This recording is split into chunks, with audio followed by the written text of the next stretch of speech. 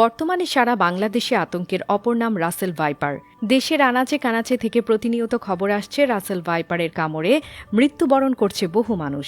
বিশেষ করে প্রত্যন্ত অঞ্চলগুলোতে এই সাপের আগ্রাসনটা একটু বেশি। কিন্তু মনে প্রশ্ন জাগে না, হঠাৎ করে কোথা থেকে এলো এত রাসেল ভাইপার?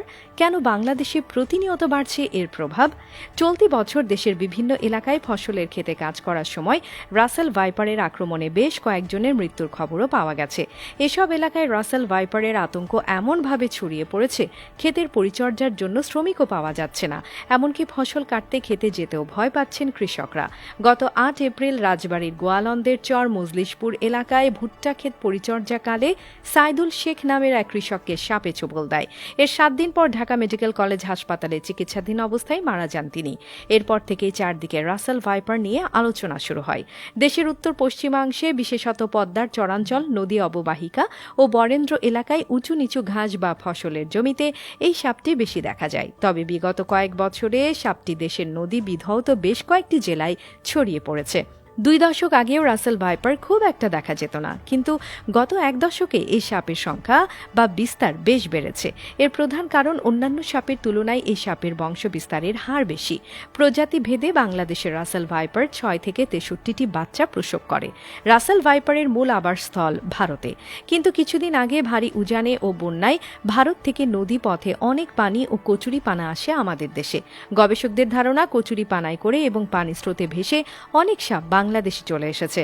বিশেষ করে বাচ্চা সাপের আগমন হয় অনেক, সেখান থেকে ধীরে ধীরে বংশ বিস্তার বাড়তে থাকে। তাছাড়া রাসেল ভাইপার বেশি দেখা যায় কৃষি জমিতে।